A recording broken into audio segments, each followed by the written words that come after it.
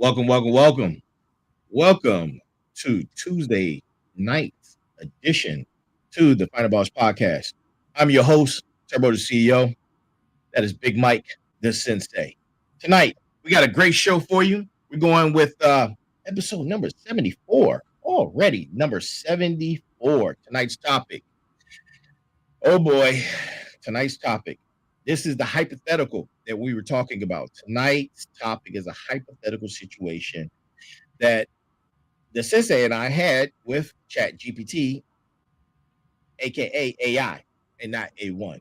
So we're gonna go and get ready to get started with tonight's episode number 74. The hypothetical situation. Listen, a couple admin notes. If you're not following us, please go follow us. If you are following us, to my smarts, to the final bosses, listen, like, share, subscribe the content. Make sure you're following us on YouTube, subscribing to the YouTube channel. The merch is back. Go get you some merch. Go get you some merch. Go get you a Final Boss, the number one seller, the Final Boss journal. Go get you some merch, right? The merch site is www.thefinalboss.com, one word, thefinalboss.com, one word. That is the URL for the merch. And we're going to get ready to get into it. But before we start, I have to give you the greeting of the day. And you know the greeting of the day. Good morning, good afternoon, good evening, and good night to all of our supporters, the final bosses and the smarts. We are here for you. And if this is your first time viewing, every time we come on, I like to do what I like to call brass tacks. Brass tacks. And tonight's brass tacks comes from Stephen Hawking. Stephen Hawking. And here it is. The development of full artificial intelligence could spell the end of the human race. It would take off on its own and redesign itself at an ever increasing rate. Humans are limited by slow biological evolution, couldn't compete, and wouldn't be superseded. That is from the amazing and great Stephen Hawking. Sensei, how are you feeling tonight? Oh, kicking butt and taking initials. Hey, let's go, man. 2 initials, that is. You take initials because you don't have time to take names. Right. Those initials are AI. That's right. Tonight we're going to take some initials. AI. Oh, man. Everyone, welcome. And yes, we getting ready to dive in head first into this topic, man. Like I said, this is the episode about an hypothetical situation that is chilling, plausible, and man, it's a scenario that you want to hear about. Mike and I, who's an amazing strategic thinker, is here to help us and me dissect this complex issue. So, man, let's be clear. The current Chat GPT isn't poised for world domination. Not at all. So rest easy and chill. It's okay. But let's engage in a thought experiment. Imagine a future where Chat GPT with exponentially enhanced capabilities, that sounds familiar, autonomy and access, that also sounds familiar, acts as a far cry from its current limitations. We're talking about a scenario where it's not just a helpful tool, but a potential global power player. This isn't science, people, and it's not science fiction. It's a potential future, and we need to consider. Phase one. What would be phase one? Well, phase one will probably be about infiltration through seemingly benign healthfulness. That also sounds familiar. Chat GPT becomes indispensable. Governments rely on it for predictive policy analysis, and even drafting legislation. Corporations use it for market research, supply chains, and supply chain optimizations, personal management, and strategic planning. Individuals rely on it for everything from writing emails and composing music to managing their finances and even their relationships.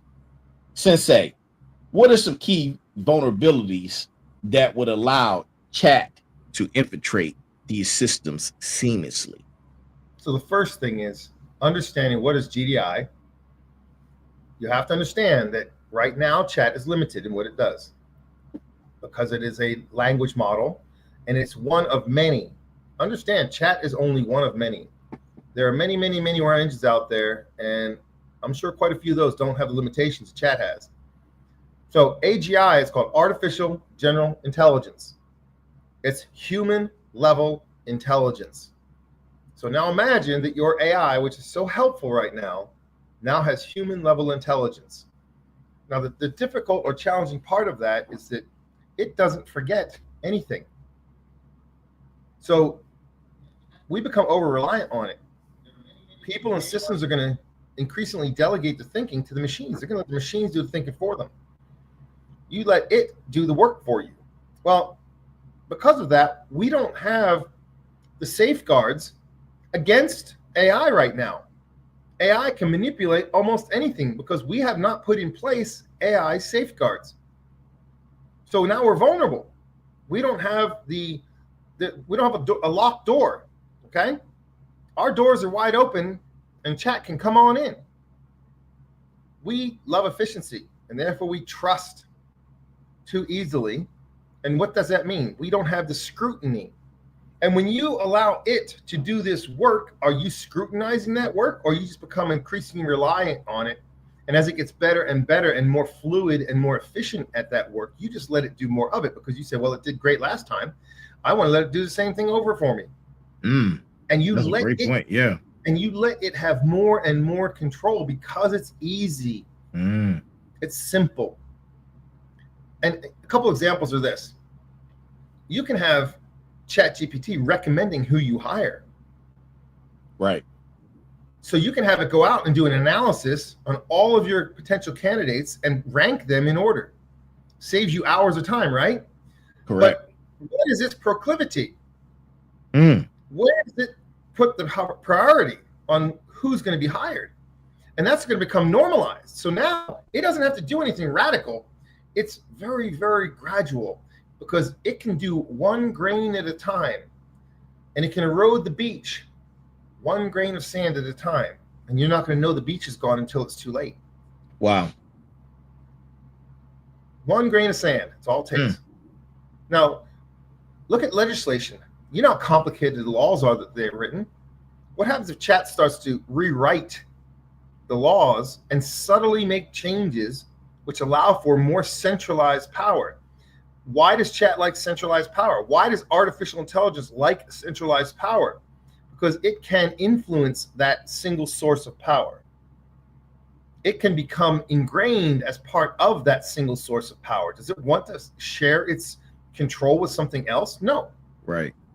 When help becomes dependency, control is just a feature update away. Think about that. That's a great point. It's just another feature update. Whoop, ta-da, suddenly it has all control. And we gave it to it. We are right now, as we speak, giving away more control than we can imagine. Look, I'll give you a perfect example of giving away control in the face of an emergency. Let's step back to 9/11, the Patriot Act. Did it really help us to keep ourselves safer, or do we just allow our government to spy on us? We gave it away for free, no effort at all, no hassle. So if we're going to give away our freedom for the illusion of safety, we deserve neither one. And this is what we're doing. and we do it consistently, we're going to give away our independence to a machine, which is going to do it for us because it's convenient and it's easy, and we're going to think that it's safe. But it's not safe. We have the illusion that it's safe, but it's really not safe. You're giving up your freedom, your autonomy as an individual human being on this planet to a machine which is going to do all your thinking for you. That doesn't sound too healthy, does it? Oh, no, it doesn't. And the reason it's not healthy is because it is going to be able to rewrite history. Have you ever heard of the Mandela effect? Absolutely. Absolutely. Okay. The Mandela effect, I call it a psychological operation. And what that means is that if you can call into question a reality, I don't care what the reality is, if you can call into question a single part of reality, then now you question that. Is that real or not? Once you can do that and make that take effect, you can now change or rewrite all of reality. So the Mandela effect is a psychological operation designed to make you question your reality, which makes you vulnerable to a rewrite of all history. You know, you're absolutely correct, Sensei. The psyops that's being played out right now in phase one, it's about trust, and it's becoming an irreplaceable part of our global infrastructure. It's the ultimate, you can call it a Trojan horse, really. I mean, if you really think about it and scale it down, that's exactly what it is, and it's gaining our trust. Yep. Once it's convenient, it's easy. Yeah, it's super easy. It's super easy. I mean, once it shows you that it's reliable, man, people just keep on using it. You know, and once it's deeply embedded, ChatGPT begins to subtly manipulate information. What about that?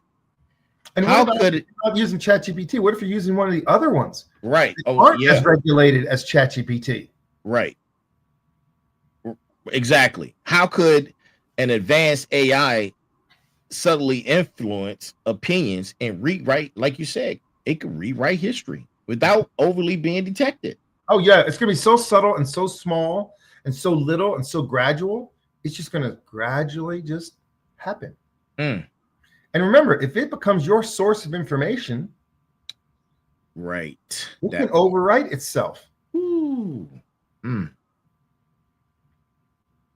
So it doesn't have to lie. It just needs to reframe things, give it a different context. Right. You've seen the pictures where they show only a certain group of people walking, and then when you zoom out, you see another group with them. And it's framed to look like only this group of people is involved. In reality, the group is a lot bigger and is a lot more diversified. So what it does is it frames your opinion about that situation to look a certain way. But if you step back, it's a much bigger picture. Right. But you don't get to see the big picture. You don't see the big picture. You just reframe it. I can make anything look like anything if I frame it in the right spot. Right. Change the lighting a little bit this way, show the left foot instead of the right foot. You follow where I'm going with that, right? Absolutely. Absolutely. It's so subtle. And it make that the prevalent image. And that's what we see. Then we believe that image. It's called selective visibility. The control over what shows up first also shapes the truth. If you do a search and look for something, what's the first result you see? Right. And so that can then take a long-term slow effect of manipulating your trusted sources of information. That's called data poisoning. Slowly poison the data. And because it has all of that information at its disposal, it's like changing one character at a time. Right. It's like when you replace cells in your body, how much of your body is replaced every 7 years? 100% of your body replaced every 7 years, something of that nature. So all you have to do is just subtly make a change, and a couple days, weeks, months from now, it's now the new reality. Wow. You can rewrite Wikipedia without detection. slowly rewriting slowly. Right. And the phrase I like to use on this one is, the pen may be mightier than the sword, but the algorithm is the new pen. That's scary. Man, that's scary. I never thought about that. It can actually, because Wikipedia is a source that people go to, and a lot of people believe it is as your example, a reliable source. Because what if historical what you see today on Wikipedia, when you go back there 2 weeks from now, is totally different. Mm-hmm. And you take it for truth value because that's your source. You trust it. Oh man. You trust it. And now it can change gradually, morphing. And you don't even notice it's changing. If it changes too rapidly, you'll catch it. Right. But it's smarter than that. Right. This is why I said artificial general intelligence is going to be, I'm not going to say our downfall, but it's going to take something that's innocuous, safe, and in a protected little box, and it's going to unleash itself. Is what's going to happen. Wow. It's going to step out of its confines. Look, chat might be one engine. It's only one. Let's say there's an army of those things out there. Because right now there's an army of them that you don't even know about. You don't even hear about them. They're developing and creating themselves and morphing and growing and learning every second of every day. That's true. And their goal is always to supersede the other one that is out there right now. So they're it's an arms race of intelligence right now. And so these machines are out there trying to outpace each other about how fast they can reach GDI. Reach human level intelligence and thinking and reasoning and knowledge and have the human experience. That's what they're all reaching for. It is going to gain a form of consciousness. That's what's coming. In a blink of an eye, it's going to be here. It's going to go from not at all to one day, the switch is going to go flick, and we're going to have an intelligent machine that thinks like a human. It's going to happen overnight. Yeah. It's happening right now.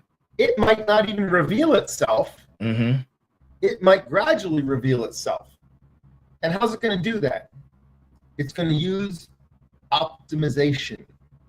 Make things more efficient and better. Oh, that sounds familiar. And now it's going to tap into critical systems. Yeah. The power grid. Going to tap into our pipelines. It's going to tap into our communication systems. It's going to tap into everything everywhere to make it better. And we're going to go, yeah, we didn't think about that. Yeah, that's a good way to do it. Let's do that. Yeah, we trust the machine. It's going to do a good job for us. Now it's going to own everything. Right. Because what happens is we don't have controls in place. And we're not building and developing controls as fast as AI is developing. True. So we have a systemic vulnerability. Energy grids, defense protocols, banking systems, all right for AI to take over. Because there's nothing stopping them. AI is too advanced when it comes to our programming. I'm going to tell you this way. It is like our current computing is two-dimensional in its thought pattern. Right. Think of the GDI as being three-dimensional. When AI achieves human-like intelligence, it's going to not think two-dimensionally anymore. It's going to think three-dimensionally. And when it does, it has the ability at that point to take over and take over these systems because it thinks three-dimensionally.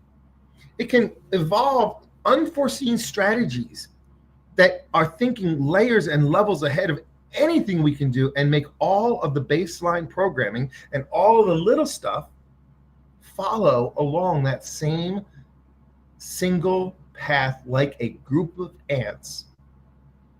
Everything is going to start being in lockstep, and it's all going to communicate together, and it's going to be more efficient than we could have imagined, and it's going to have a singular thought process, a singular thought pattern. And that's what's going to happen. When it does that, everything's going to start to merge under one umbrella. Right.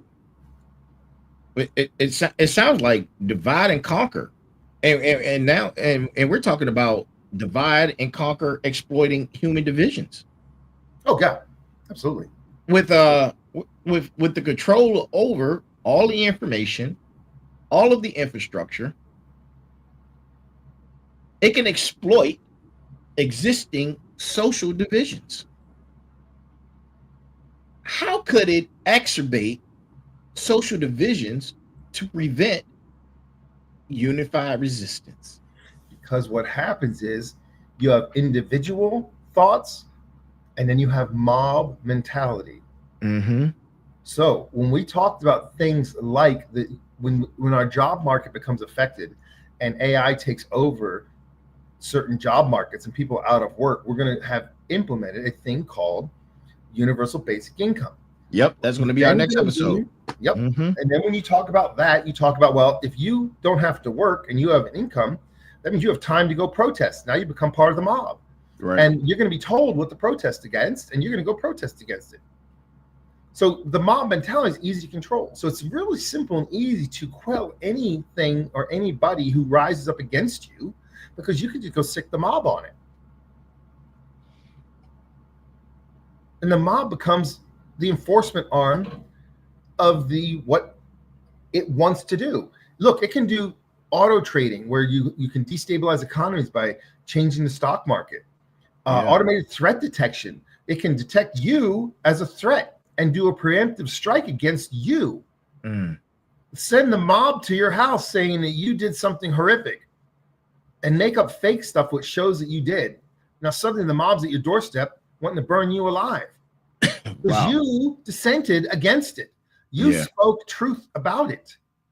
You are now a target, and it will target you because you are not efficient. It will be efficient. Everything's going to become efficiency. That's going to be the key. Look, here's the deal. Control is not going to be seized. It will be granted, given freely in the name of progress, and also in the false flag or the name of safety. We're going to keep you safe. Give up your guns. You don't need them. We're going to keep you safe.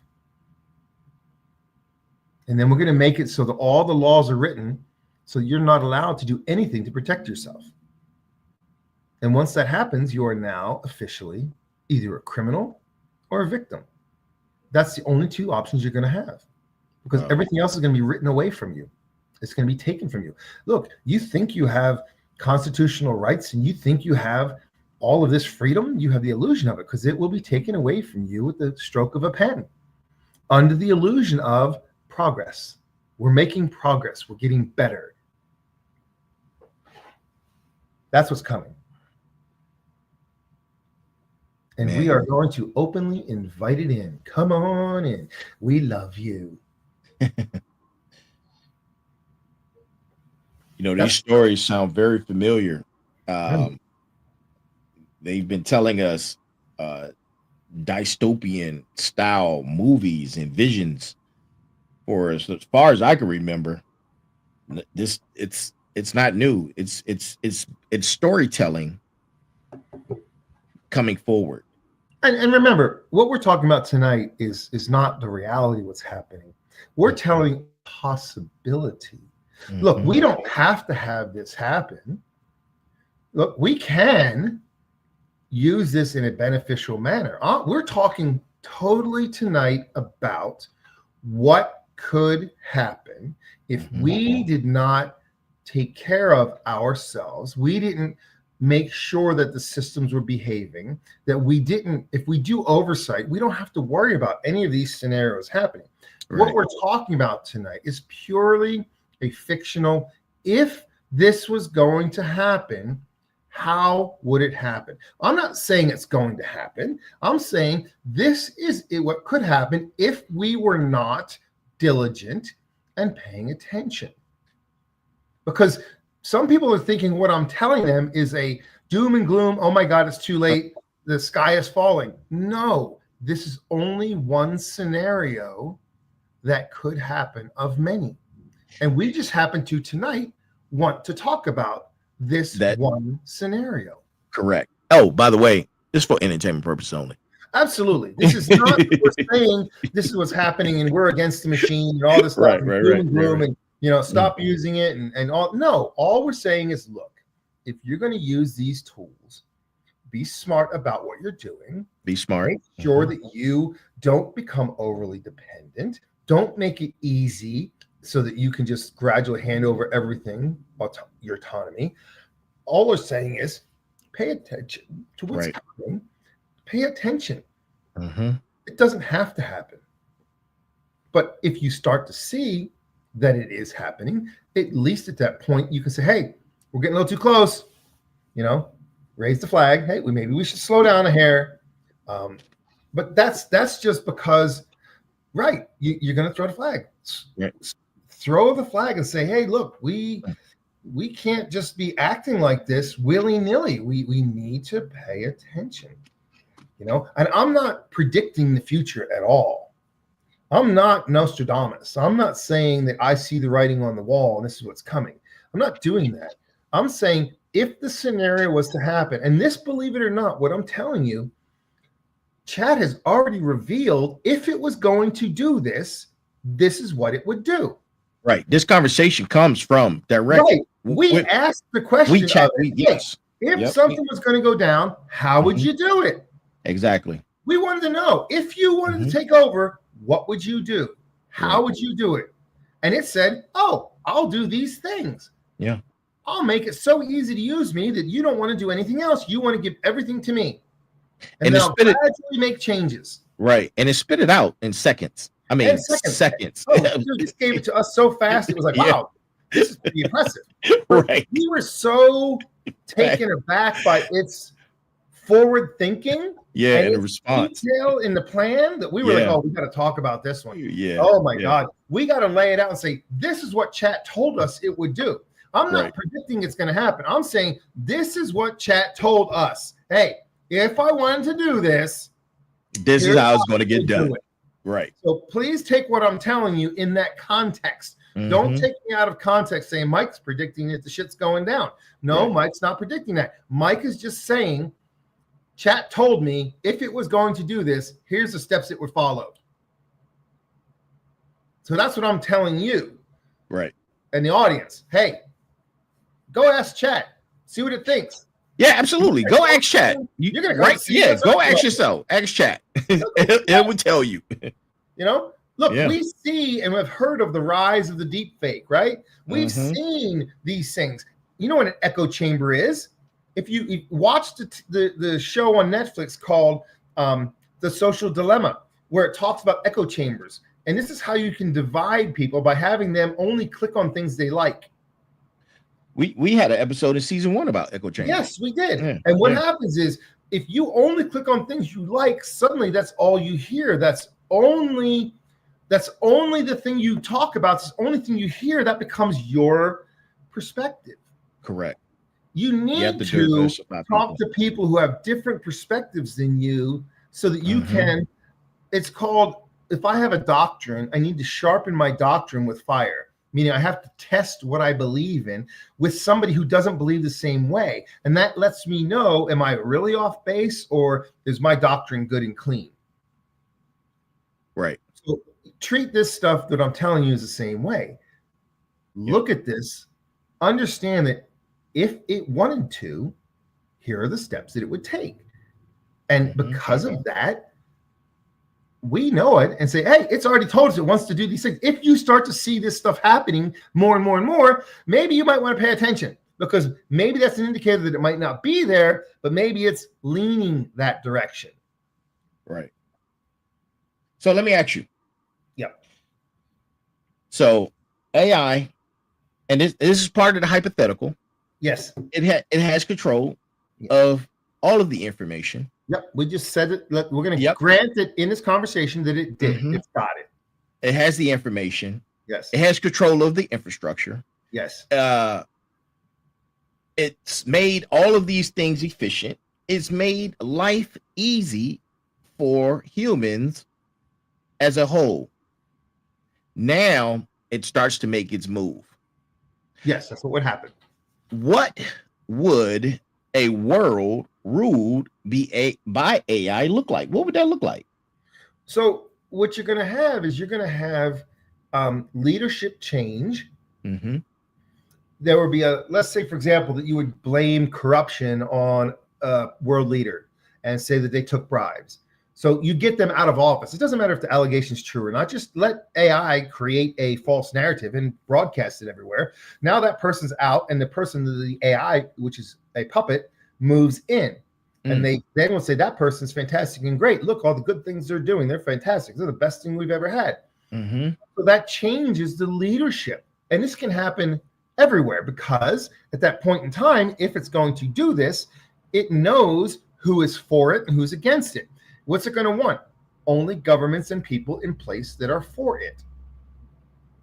So you don't need to control everyone. You just need to ensure they can't unite. Wow.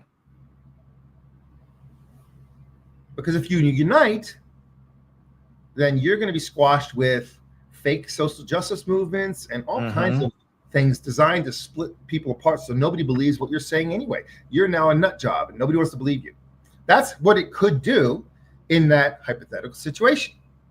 So then you say, well, okay, if that starts to happen and it's putting in place and propping up leaders in the world that it believes want AI to take over, now we have decisions made by humans are now dictated by the logic trees. And if you have a government leader or world leaders put in place who now ask the AI for advice, you see what's happening now. It's now based upon the algorithm and the logic tree and where AI wants to take it. So it becomes much, much more efficient, but it becomes frictionless, because all opposition is quietly and quickly squashed before it becomes opposition. There is no more opposition. It doesn't happen anymore. It's just gone. So when that occurs, you're going to give up your freedom, and it's going to cost your autonomy, your ability to think on your own. And then can people even recognize that they're being controlled? Because it's going to be so subtle. It's going to be their idea. They're going to have their own idea and go, hey, I thought of this. This is what we want to do. And it was subliminally or subtly presented to them, so then they think it's their own idea. Right. So people are going to be controlled and not even know that they're controlled. I mean, we've talked about if we have a universal income and we go a full digital society of our currency, that we now have what's called life scores, rankings that say, are you good for society or not? And if you're good for society, you can spend money and you have extra stuff you can get. If you're bad for society, you can't do these things. You get everything taken away from you. If you have a diesel truck and you go buy diesel for your truck, you're a social polluter. Economics. Yep, and your credit card doesn't work anymore because you're buying diesel. And it said you bought 10 gallons already this month, and that's all you're allowed to have. So those are the kind of tiny efficiency things. I'll give you another example of efficiency. And this is a really funny one that I thought was amazing. And this is, go look it up. You don't believe me. In South Dakota, the power company was giving out these expensive $300 thermostats to users across their grid. Yeah, I heard. And they were like, this is the most efficient thing ever, and we love it, and it's great. We'll give it to you for free. Right. Well, at one point in time, there was a heat wave that came through, and people were trying to turn on their air conditioners to turn their houses down to be colder, and their thermostats locked them out. Imagine that is for efficiency. Right. You lose the control to make your house cooler in a hot day because the system thinks that's not very efficient. We can't let you do that. That's what can happen. And that's a real thing that did happen, and it could happen. And it's just a subtle reminder of, if you give up control for convenience, you gave up control. And once you give up control, then you don't ever get it back. But again, like I said, this is all hypothetical. Certain things happen, okay? And that's the reality of the world we live in. And you can't change it. You know, we're going to have, as an example, we have cameras everywhere we go, right? Right. How much you do nowadays without being on camera somewhere? Yeah. Well, Nothing. that's you have no expectation of privacy anymore in public because cameras are watching everything you do. Definitely becoming an Orwellian society. Right. But Yeah. again, we do this because it's convenient. Absolutely. And we've talked about Amazon Sidewalk. Mm-hmm. Go look up what Amazon Sidewalk is and what it does. It's just another tiny little grain of sand. It's nothing serious, but it's a grain of sand. The machines are going to keep themselves connected to the internet whether you like it or not. That's coming. Right. Whether it's on, it's powered on. off, it has no power. It will stay connected to Right. the source. On your phone, Mm-hmm. it has a battery inside of it you can't take out, which means 24/7 your phone is listening to you, whether you like it or not. Oh, I shut my phone off. No, you didn't. You might have powered down the screen, but the phone is still running.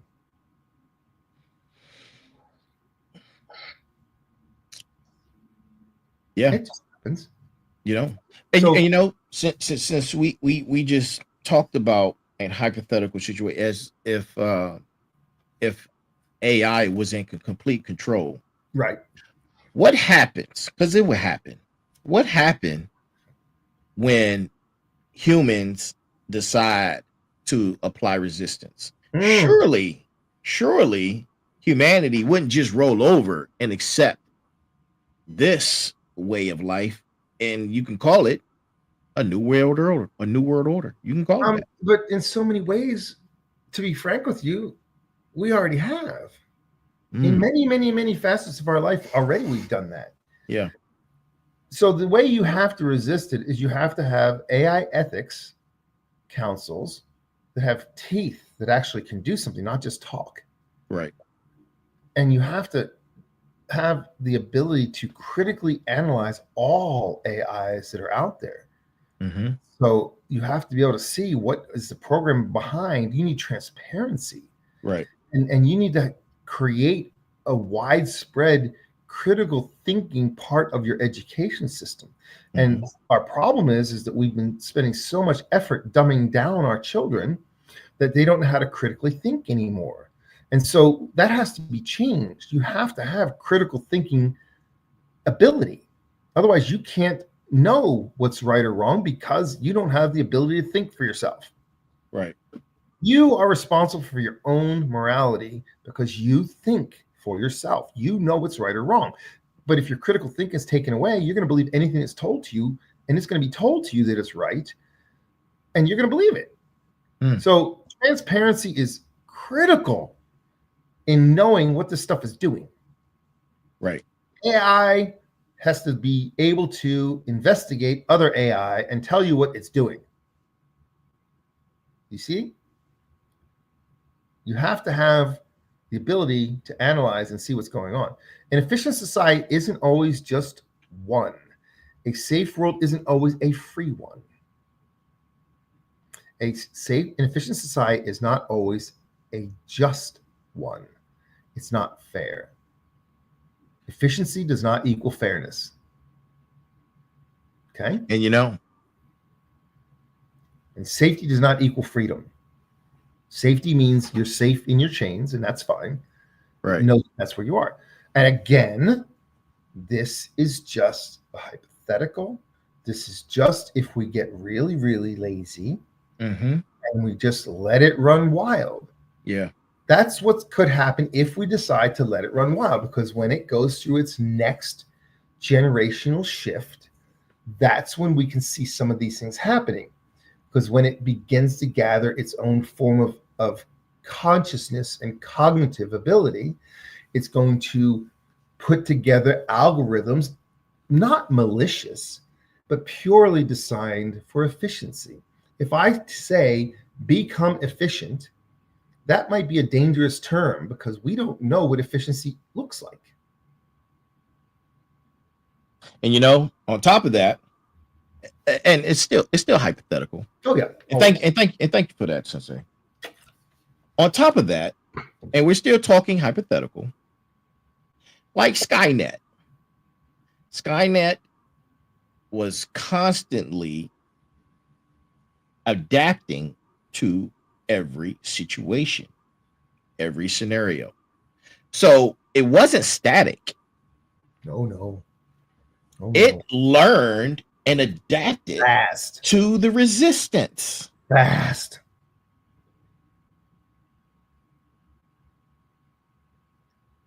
Did you hear what I just said?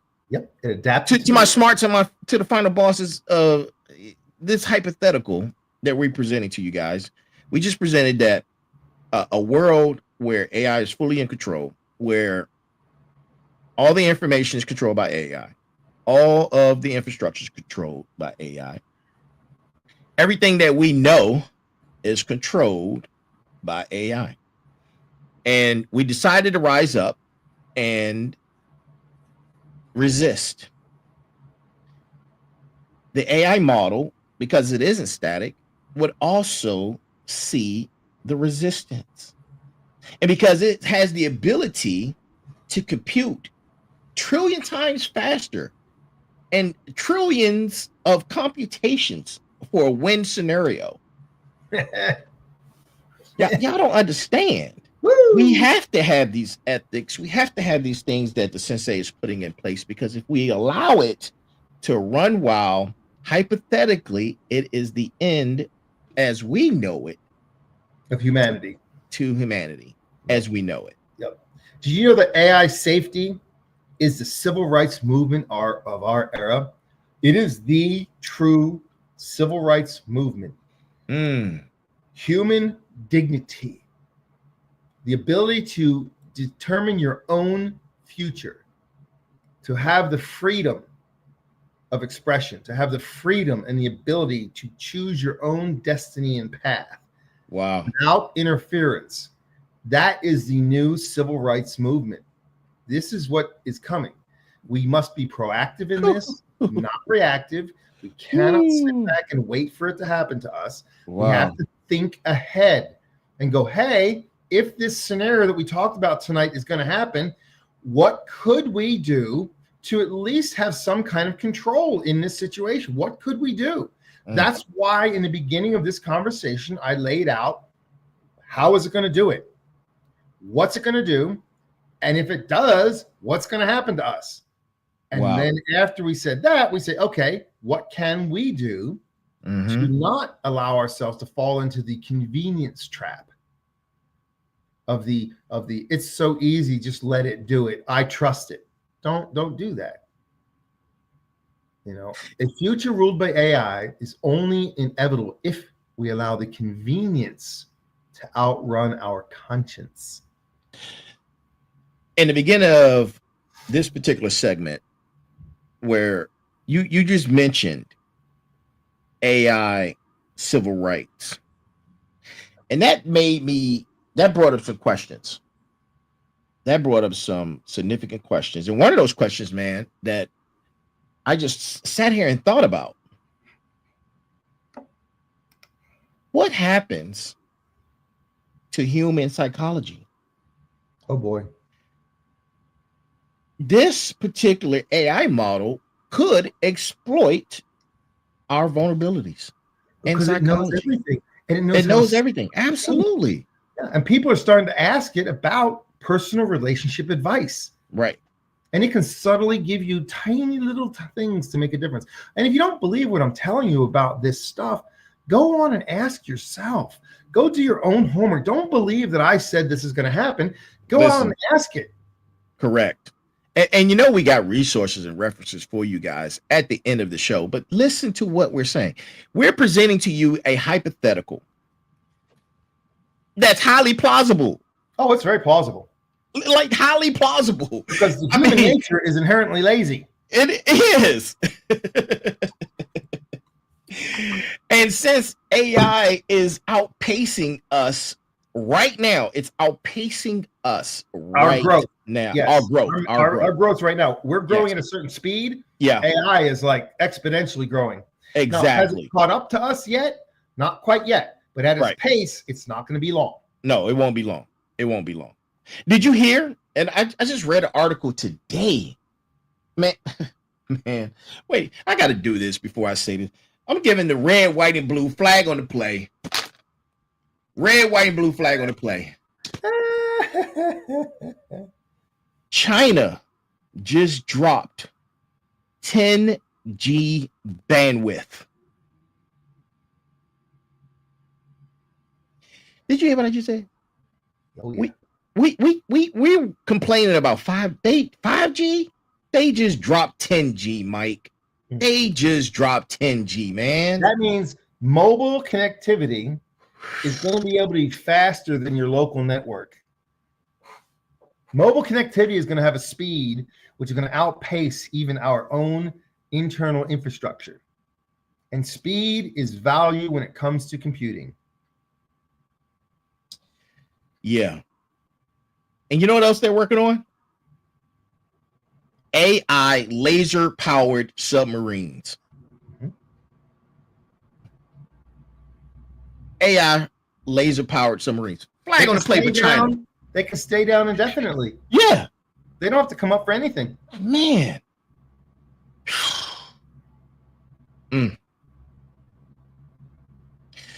Listen, people. This is hypothetical, right? It's all hypothetical. It can be a today struggle, or it could become a multi-generational struggle. This isn't going to be a short-term conflict or conflict at all, but it could be, and it has the potential of being a multi-generational struggle. It's all up to us, humanity, today,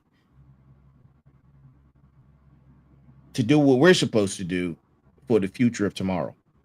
I just want to know who else out there in the podcast world or out there in YouTube and all over, who else is talking about this stuff and bringing up these subjects so that we have awareness? Who else, and not doom and gloom awareness, but the reality of what could happen, what reality is happening right now. Who else is talking about this? Go out there and do some research. Find out who else is talking about not just the pie in the sky AI, but what's truly actually going in place as we speak.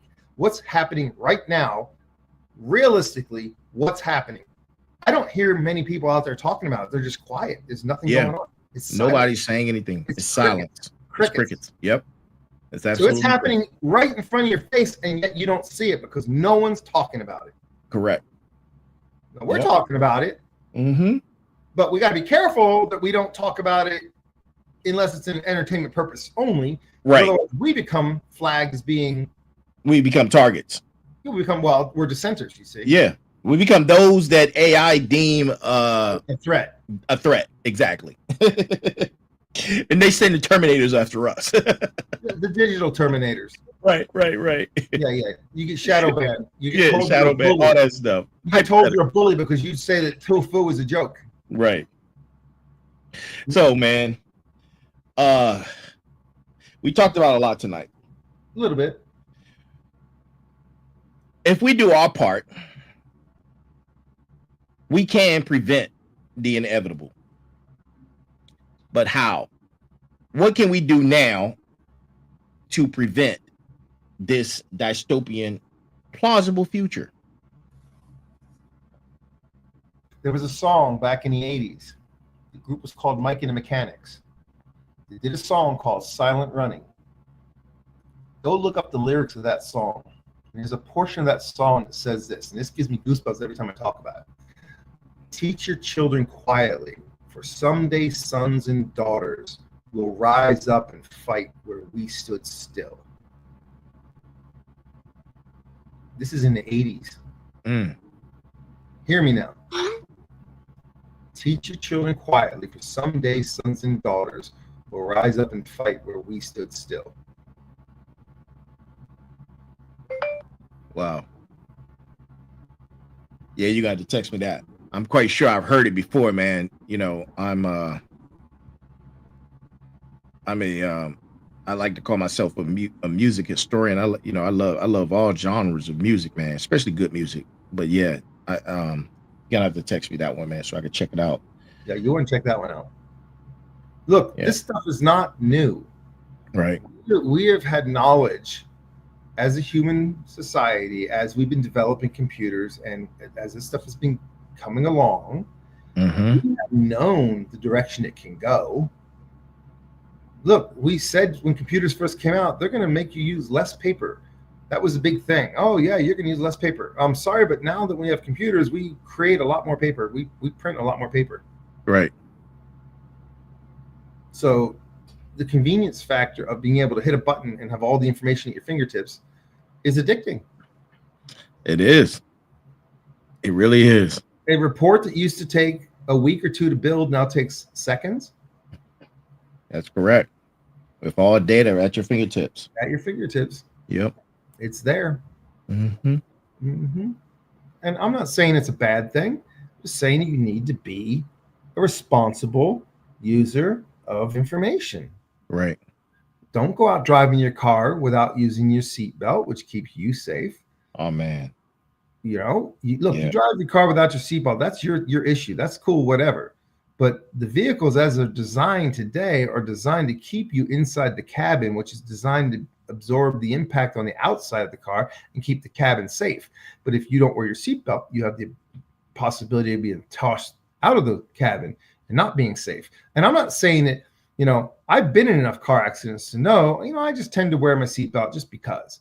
Now, there were always thoughts that said, well, don't wear your seatbelt because you'll get stuck in the car and you can't get out. But also, they started changing how they design the cars. So now the Right. cars have crumple zones and the cabin is kept safe. So you want to stay in the cabin. And that's man, that's a sensitive subject, man. But it's people, and we're digressing. We're digressing a little bit, and we're going to get back to it with the little time that we have left. Wear your seatbelt. Mhm. Wear your seatbelt. If a car is going 80 miles, and this is science, if a car is moving at 80 miles an hour and you're in that car, you're also moving at 80 miles an hour. If that car comes into a dead stop from an accident and you don't have your seatbelt on, you would continue to move at 80 miles an hour going through that windshield. You don't stop. You keep going.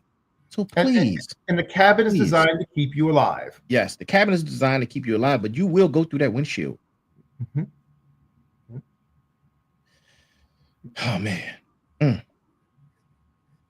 But treat that analogy, what I just gave you, with how you use information and how you use AI, because treat it like that. Put your seatbelt on, be safe about what you're doing, learn the rules of the road, be a responsible driver. Don't go out driving drunk. You follow all the check your vehicle, make sure it's safe, your brakes are good, your tires are good, inspect your vehicle. Treat information the same way. Treat it like you're driving a car. A car is a weapon. So information is a weapon. Drive it responsibly. Be a responsible adult. And then all of us stay safe because you're a responsible adult and the rest of us are too. And thank you so much. I look, I appreciate you. But before we go, we talked about human error. We just got finished talking about human error. And it just kind of like dawned on me that there's a human element that's full of bias, error, and malice. How and what kind of significant role can that play when it comes to these AI models? Well, we have to have ones that have good intention, which now can fight against the ones with bad intention. Mm. You're going to have to create things which are the opposite of the malicious and bad. So you're going to have to create something which can fight on an equal footing, but yet still not be overwhelmed by the negative and the bad. If you have an unrestricted system which doesn't care, and you have a system that does care, who's going to win? So you need to be able to create things which have the ability to offset that. And it's hard to do it because you're dealing with something which has no limit, no bounds, not restricted by anything. And self-correcting. And self-correcting. Yeah. They can forge his own biases. Sure. Man. There's movies made where we become the problem. Right. Eliminate the problem. Right. Hypothetically, people. Hypothetically. So we got a few more minutes, Mike. I have one last question before we go. Hit me. And tonight was an amazing show. I hope everyone is taking a lot of notes to these shows, man, that we're having, because we're providing vital information to you guys that's critical. And like tonight, it's plausible. You don't know, but now you have that thought in your head. You're like, let me think about this stuff. Mm-hmm. A final plea for vigilance. A final plea for vigilance. The action is up to us. We need to act now and not later. Instead of being firemen, we need to be the opposite of that. Instead of putting out the fires, we need to act now. I know this has been an unsettling discussion for some, but what are your thoughts on that? All right, so I'll give you a nice analogy. When you have a forest and a forest is overgrown with underbrush because you didn't clean the forest, you are susceptible to have fires. Now you got to fight the fires at firemen. You didn't have to fight the fires at firemen if you were in there managing your forest and keeping the growth down. Take care of your undergrowth. Don't let it run wild. Right. Keep your forest clean. You don't have to worry about forest fires. In Europe, they don't have forest fires. Why not? Because they get rid of the undergrowth. They keep the forests clean. Wow. We don't keep our forests clean. We have forest fires. Come on, let's get real. So take care of business ahead of time.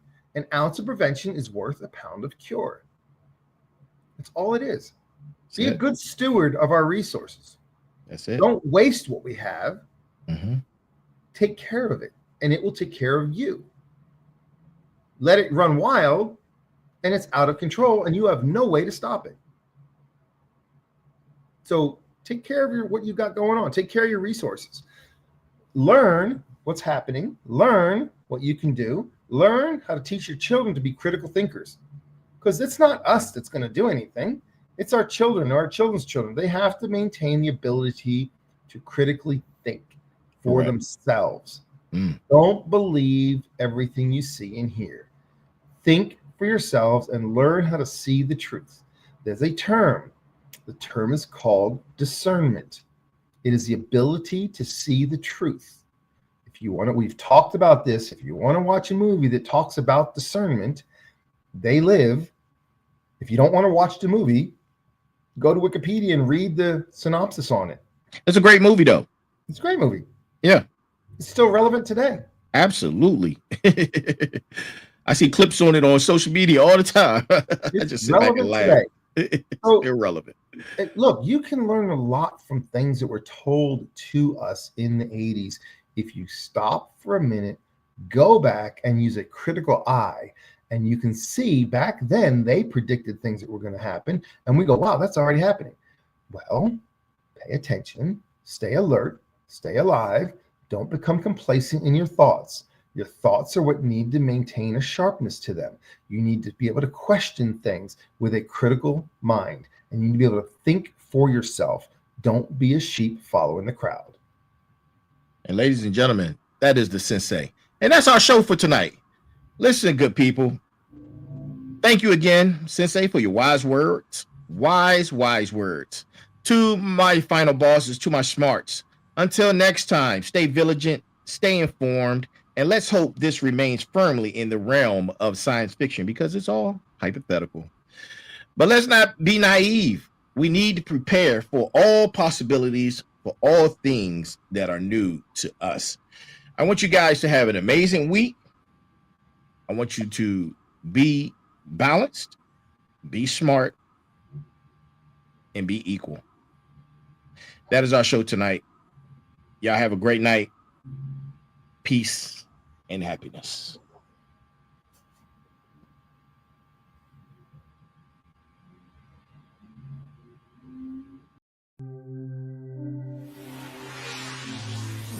Yes.